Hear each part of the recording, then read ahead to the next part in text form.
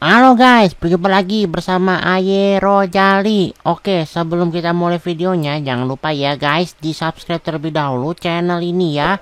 Oke, kalau udah di subscribe, jangan lupa ya kalian juga kasih like dan juga komen di video kali ini. Nah, buat teman-teman semua yang suka dengan serial Rojali season yang kedua ini, kalian harus nonton ya dari episode pertama sampai episode yang sekarang ya. Nah, buat kalian yang ketinggalan, kalian bisa klik aja link yang ada di sini ya. Nih yang ada di sini ya, kalian pencet aja ya. Nah, itu adalah playlist dari serial Rojali dari episode 1 sampai episode terbarunya. Jadi kalian jangan sampai ya ketinggalan episode serial Rojali season keduanya. Ya udah, mungkin gitu aja. Kita mulai aja yuk untuk videonya. Oke teman-teman semua, kita lanjutin lagi ya episodenya. Oke, hari ini adalah episode ke-46. Oke. Nah, buat teman-teman semua yang belum nonton episode 44 dan 45, jangan lupa ditonton ya. Karena episode itu nyambung sama episode yang ini ya, guys. Jadi, kamu kerja di situ berapa lama? Saya kerja di situ sih cuman setahunan doang, Pak. Kenapa cuma setahun? Ya, karena bosnya itu gaji saya itu terlalu sedikit, Pak. Emangnya gaji kamu sebulannya berapa? Saya cuma digaji 2 juta doang, Pak. Memangnya 2 juta kurang ya? Ya, kurang lah, Pak, buat kebutuhan sehari-hari. Apalagi saya juga harus ngirim buat keluarga, Pak, di kampung, Pak. Dan juga kan saya juga di sini kan rumahnya ngontrak tuh, Pak. Nah, sekarang kamu kerjanya apa? Ya, kuli, Pak. Ya, Pak, nih, Pak, di bengkelnya nih, Pak. Nih, sebelah sini, Pak. Ini belok. Iya, Pak. Nah, ini tinggal masuk aja, Pak, nih. Ah, ini masuk terus aja, Pak. Sini. Iya, Pak, betul, Pak. Nah, Pak, parkir sini aja, Pak, nanti, Pak.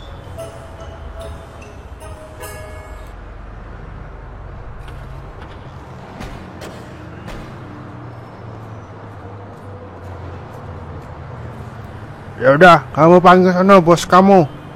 Iya, Pak. Tapi Bapak tunggu sini dulu sebentar ya.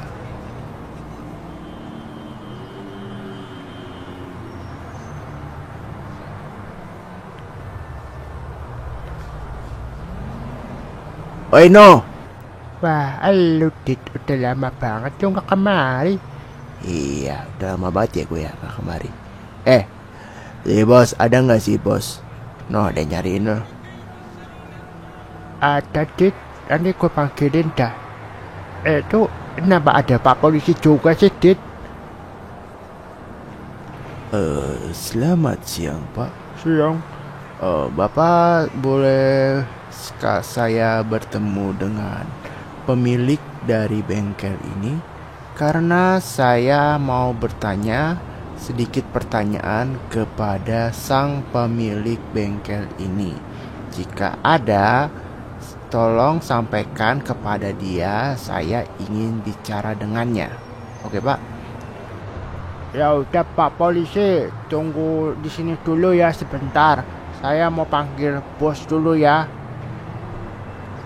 Kenapa ya bos dipanggil sama Pak Polisi ya? Apakah ada masalah?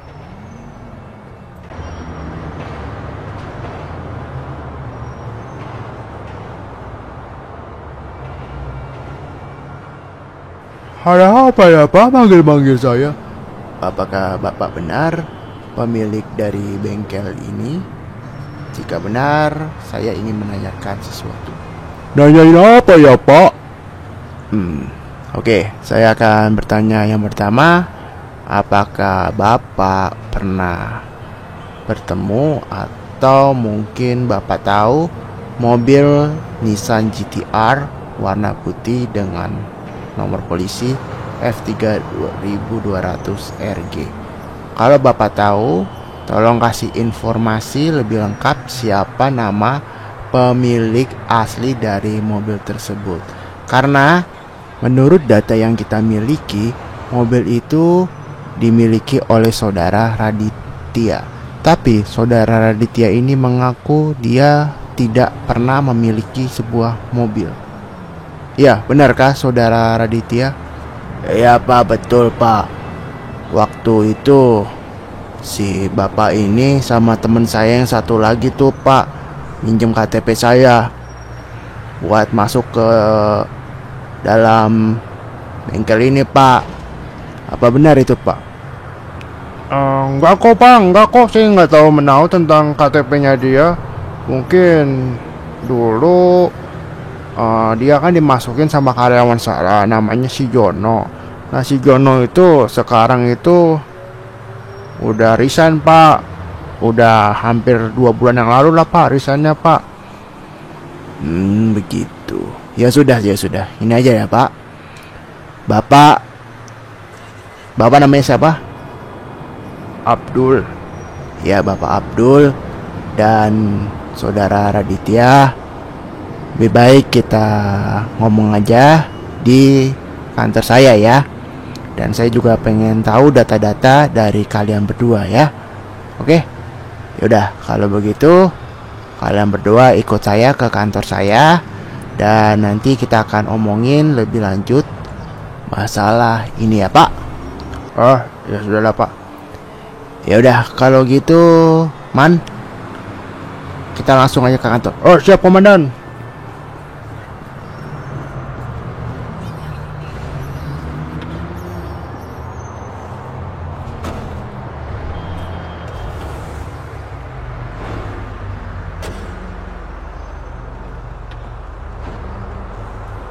Oh iya Pak, ini Bapak mendirikan bengkel ini udah berapa lama Pak? Saya mendirikan bengkel ini udah hampir 10 tahunan Pak. Oh, cukup lama sekali ya Pak. Tapi apakah Bapak pernah mendapat pelanggan mobil Nissan GT-R dengan plat yang tadi saya sebutin? Belum pernah sih ya Pak. Itu juga bengkel saya ya.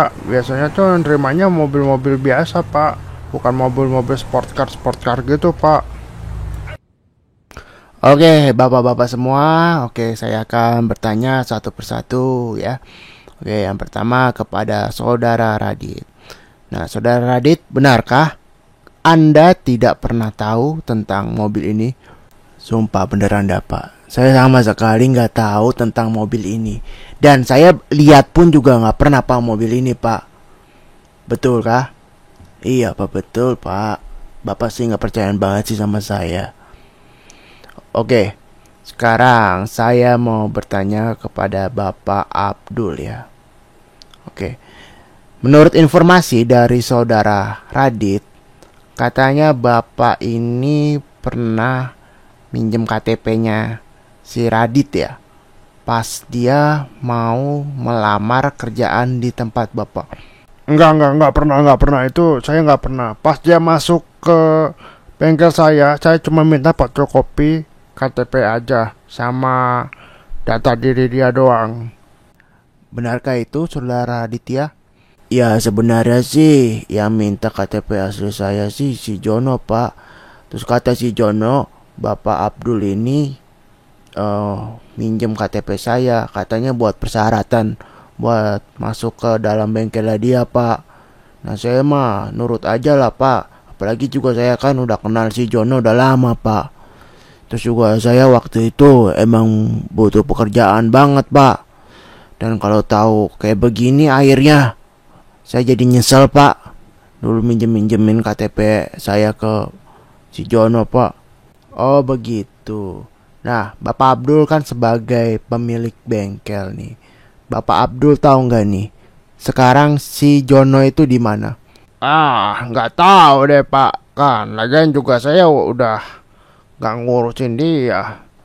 Dia kan sekarang udah bukan karyawan saya. Jadi ya udahlah, saya malas ngurusinnya juga. Tapi kan setidaknya Bapak tahu lah kan, Bapak itu dulu adalah bosnya si Jono. Mungkin Bapak ada data-data diri si Jono gitu di tempat Bapak. Waduh Pak, kalau kayak data-datanya si Jono sih kayaknya udah nggak ada dah Pak. Soalnya berkas-berkasnya itu udah saya buang gitu. Karena kan dia udah bukan karyawan saya lagi. Jadi saya nggak tahu deh sekarang dia tinggal di mana. Tapi Bapak tahu nggak, seingat Bapak aja gitu, dia tinggal di mana? Aduh, tinggal di mana ya Pak? Oh iya, dia itu sebenarnya orang rantau sih Pak. Orang rantau dari Jawa Tengah gitu Pak. Nah terus dulu itu ngontrak deket-deket bengkel Pak. Nah, kalau mau tanya langsung ke ini aja lah Pak, ke si Radit nih Pak, dia tahu banget kan dia temennya. Gimana saudara Radit? Dulu dia tinggal di mana? Iya Pak, dia dulu tinggalnya tuh di kos-kosan dekat bengkel Pak. Nah terus saya sih terakhir kontak-kontakan sama dia itu 1 bulan yang lalu gitu Pak. Cuman waktu itu dia katanya lagi ada di Bekasi. Nah dia juga di Bekasi katanya juga ngontrak sih Pak. Tapi saya nggak tahu nih Bekasinya mana gitu Pak. Gitu. Kamu tahu nggak sosial media dia atau punya fotonya gitu? Kalau fotonya sih nggak ada sih Pak. Tapi saya tahu kok IG-nya dia Pak. Wah gawat nih. Kalau sampai bos Antonio ketahuan, waduh, bisa-bisa bisnis gue bisa bangkrut nih. Soalnya kan dia kan ngebiayain bisnis gue ini. Gue harus lapor nih ke dia nih.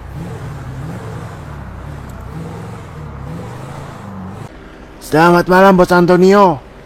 Ya selamat malam. Ada apa Abdul? Maaf nih bos Antonio mengganggu waktu bos Antonio nih. Jadi saya kesini itu mau ngasih kabar bahwa tadi saya diinterogasi sama polisi tentang mobil Nissan GT-R yang warna putih itu. Nah, mobil yang Nissan GT-R itu kan waktu itu di atas namakan pakai nama karyawan saya. Nah, kebetulan juga nih karyawan saya itu udah lama banget bos Antonio gak kerja sama saya. Nah dia itu juga dipanggil juga sama polisi gitu buat ngasih tahu siapa pemilik mobil aslinya. Karena kan polisi itu curiga dengan alamat dan juga si pemilik mobil yang ada di STNK dan juga BPKB. Maka dari itu saya sarani mendingan bos Antonio kabur aja dia dari sini. Takutnya nanti bos Antonio malah keciduk. Ya, gue sih nggak usah kabur ya, gue sih santai aja sih ya. Ya udahlah, lu tuh ganggu waktu gua gitu loh. Hal-hal nggak penting kayak gini lu omongin. Udahlah, lu mendingan sono dah. Pulang ya, lu tidur ya. Tapi bos Antonio, ini gawat banget bos. Nanti kalau bos Antonio ketangkep, nanti siapa yang bakal ngebiayain bengkel saya lagi? Dah, gue nggak bakal ketangkep lah, kan gue juga nggak salah. Yaudah, lu mendingan ya pulang dan tidur ya, karena gue ini masih ada kencan nih sama cewek-cewek gue ini ya. Udah ya, lu sono pulang ya, pulang, oke? Ya sudah kalau gitu bos Antonio, mohon maaf banget kalau saya mengganggu malam bos Antonio. Ya udah sana pulang Ki sana. Bus. Ya udah bos Antonio. Selamat malam bos. Iya selamat malam Abdul. Ya sudah pulang kamu. Dasar. Gue sumpahin lu ketangkep lu. Tapi kalau ketangkep nanti siapa yang ngebiayain bengkel gue ya lagi? Oke, keesokan harinya akhirnya polisi bisa menemukan si Jono ya, si karyawan yang udah resign dari bengkelnya si Abdul ya. Nah di sini Pak polisinya itu menanyakan tentang masalah mobil Nissan GT-R yang warna putih itu. Nah di sini sebenarnya pertamanya tuh si Jono itu nggak mau ngaku ya tentang mobil Nissan GT-R ini. Nah lama kelamaan karena si Jono nih diancam nantinya kalau seumpama dia nggak mau ngaku gitu, dia bakal dijeblosin ke penjara. Akhirnya si Jono ini ngaku gitu ya, bahwa memang yang nyuruh itu adalah si bosnya, yaitu si Abdul ya. Karena si Abdul ini udah kerjasama gitu sama si Antonio. Nah, kenapa nih kok mobil Nissan GT-R-nya itu bukan atas nama si Antonio? Karena mobil Nissan GT-R-nya itu sebenarnya kan buat balapan liar ya. Jadi andai kata mobil itu ketangkep gitu atau disita nama polisi, nah itu mobil itu tuh bukan atas namanya si Antonio gitu, tapi atas nama orang lain gitu loh teman-teman semua. Nah, tapi di sini polisi akhirnya bertanya kepada si Jono ini tentang di mana sih rumahnya si Antonio. Jadi sebenarnya si Abdul, si Jono ini udah kerjasama sama Antonio gitu. Dan juga si Antonio itu juga waktu itu juga ngasih duit sama si Jono dan Abdul ya, untuk mencari orang yang bisa dipinjemin data dirinya gitu loh, gitu maksudnya. Nah, akhirnya di sini si Jono ngasih tahu di mana keberadaannya si Antonio.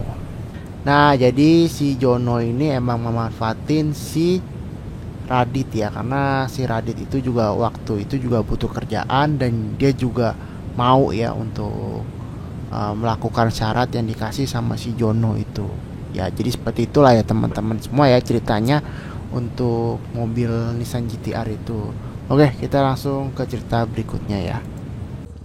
Nah, keesokan harinya si Antonio ini mendapat kabar bahwa si Jono ini ketangkep sama polisi ya.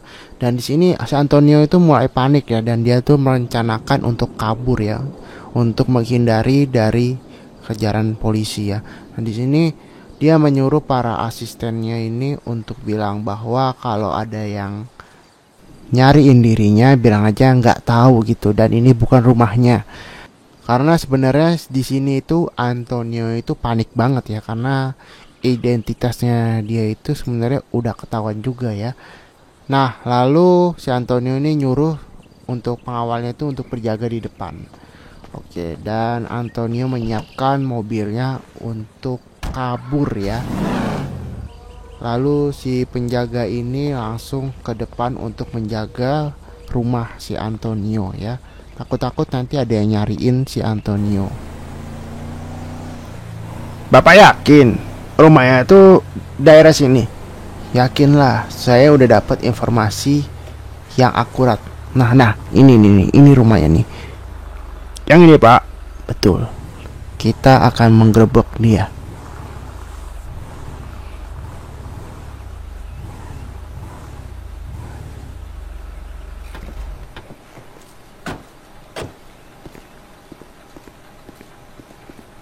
Oke, coba kamu tanyain aja ya tentang Antonio ya. Oh, siapa?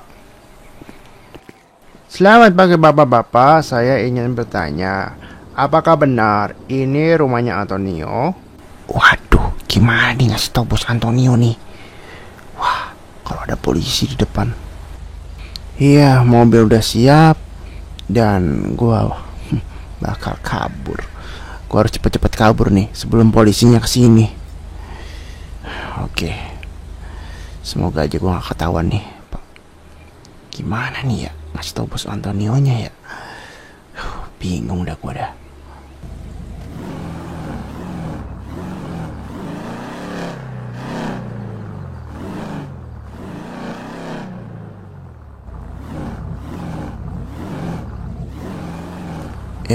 Ntar dulu deh. Nanti dulu. Aduh, gua harus berhenti dulu di sini nih. Itu penjaga gua lagi ngomong sama siapa? Wah, polisi. Waduh, gawat ini. Gua harus cepet-cepet kabur nih. Mau nggak mau gua harus lewat belakang. Semoga aja gua gak ketahuan.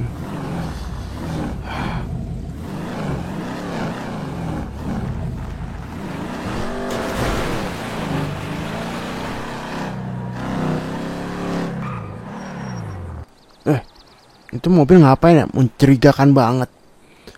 Man, ayo cepetan kejar mobil itu. Iya, komandan. Emangnya ada apa ya komandan harus ngejar mobil itu? Tadi saya melihat mobil mencurigakan banget. Datang dari arah situ. Ayo kita kejar. Yang mana komandan? Mobilnya komandan. Itu. Itu mobil yang warna kuning. Kejar. Jangan sampai dia lolos. Siap komandan. Ayo dong, yang cepat. Iya komandan, ini lagi dikejar komandan.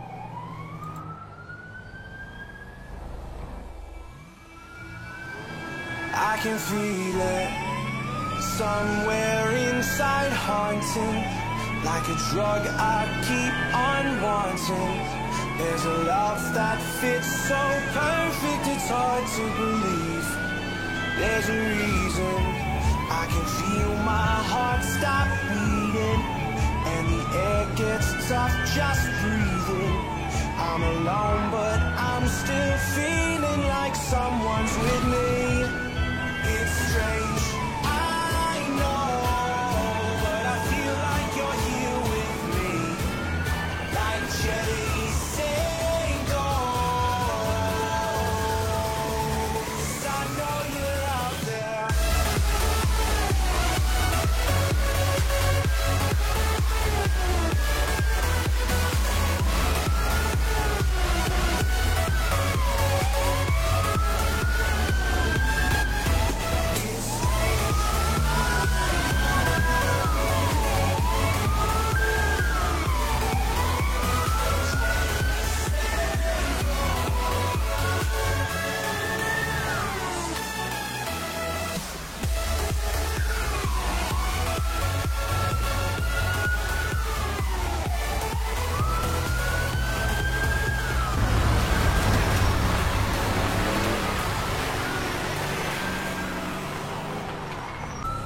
Kemana lagi nih?